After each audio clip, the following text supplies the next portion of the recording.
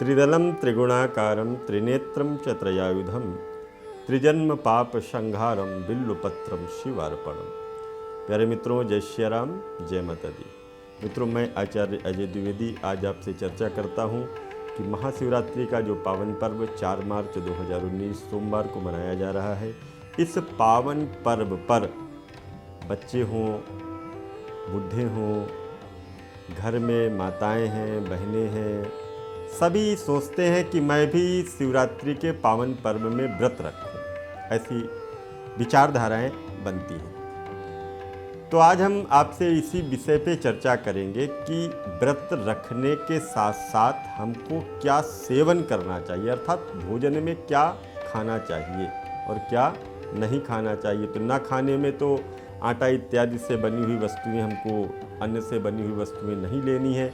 अब हम बात करेंगे कि हमको खाना क्या चाहिए। तो सबसे पहले भगवान शिवलिंग पर चढ़ाया गया नैवेद्य, जो भोजन, जो प्रसाद आपने चढ़ाया है, नैवेद्य, उसको नहीं खाना चाहिए, वो निषिद्ध होता है। ऐसी मान्यता है कि जो इस नैवेद्य को खाता है वह नरक के दुखों को भोगा करता है। इस कष्ट के निवारण के लिए शिव मूर्ति के पास शालिग्राम की मूर्ति का रहना अनिवार्य है। यदि शिव की मूर्ति के पास शालिग्राम है तो नैवेद्य खाने से कोई दोष नहीं होता है। या आपने देखा होगा जो अर्घा बना हुआ होता है, उस अर्घे के पास में जो हम फल चढ़ा देते हैं तो उस फलों को हमको नहीं स्वीकार करना चाहिए। आप शंकर जी की मूर्ति बनी हुई है, वहाँ पे आप नैवेद्य चढ़ाइएगा, उसको आप प्रसाद के रूप में लीजिएगा, कोई दिक्कत नहीं है। व्रत के व्यंजनों में सामान्य रूप से अगर हम बात करें तो एक नमक होता है जिसको हम सेंधा नमक कहते हैं, उसका प्रयोग किया जा सकता है। लाल मिर्च का प्रयोग बिल्कुल नहीं करना है। लाल मिर्च की जगह आप काली मिर्च का प्रयोग कर सकते हैं। कुछ लोग व्रत में मूंगफली का उपयोग भी नहीं करते हैं। ऐसी स्थिति में आप मूंगफली को सामग्री से हटा सकते हैं। व्रत में यदि कुछ नमकीन खाने की इच्छा हो तो आप सिंघाड़े या कुट्टू के आटे के पकौड़े बना सकते हैं और उनको आप खा सकते हैं।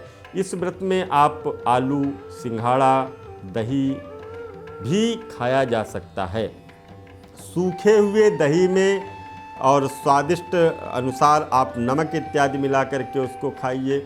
जितने आपको सूखे दही खाने हो उतने दही बड़े आप बना लीजिएगा और वो दही बड़े उस दही में डालिएगा और वो आप खाइएगा। कुट्टू के आटे के दही बड़े डुबो कर खाइएगा। और इस दिन साबूदाना भी खाया जाता है।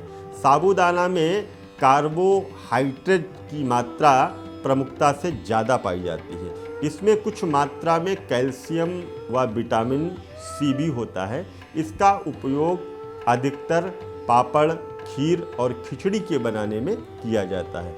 तो व्रत जिन्होंने रखा हुआ है, इनका खीर अथवा खिचड़ी बना करके उपयोग कर सकते हैं। साबूदाना 2 तरह के होते हैं, एक बड़ा और एक सामान्य आकार का।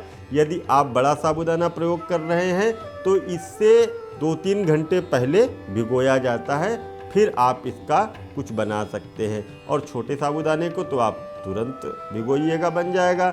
बड़े आकार का साबूदाना जो होता है पकवान स्वादिष्ट ठीक होता है। यदि आप उपवास के लिए साबूदाने की खिचड़ी बनाते हैं तो उसमें नमक अपना स्वाद अनुसार डाल करके सेंधा नमक और उसका प्रयोग करिएगा। तो मित्रों, हमने आपको ये जो बताया सेंधा नमक का प्रयोग करना। और दूसरी बात, आप मूंगफली के दाने लीजिएगा। मूंगफली के दानों में आप मखाने मिलाइएगा, उनको तल लीजिएगा, उनको खाइएगा। आप कुट्टू के आटे की पकौड़ी और आप सिंघाड़े के आटे की पकौड़ी, पूड़ियाँ बना सकते हैं, पराठे बना सकते हैं, उनको आप खाइएगा।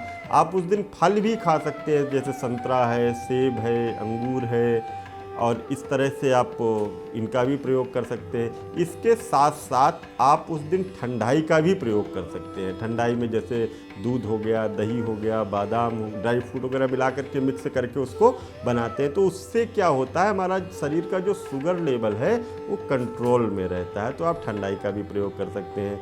फल इत्यादि ले सकते हैं, जैसे अनानास वगैरह भी आप ले सकते हैं। तो जूस भी ले सकते हैं। तो इस तरह से आप व्रत को रखिएगा। अब इसमें पनीर वगैरह भी आप खा सकते हैं, पनीर टिक्के बना करके खा सकते हैं, पर वो पनीर के टिक्के आपको उसी में बनाने हैं, जो कुट्टू का आटा या सिंगाड़े का आटा है उसी में मिला करके ही बनाने हैं। आपको जो गेहूं का आटा है, चने का आटा है, ये सब आपको प्रयोग में उस दिन नहीं करना है। तो इस तरह से आप करेंगे व्रत, और व्रत में इन चीज़ों का करेंगे प्रयोग, तो निसंदेह आपका व्रत पूर्ण होगा। भगवान भोलेनाथ आपके ऊपर कृपा करें। ऐसी मंगल कामनाओं के साथ पुनः मिलते हैं, तब तक के लिए दीजिए इजाज़त। जय माता दी, जय माता दी।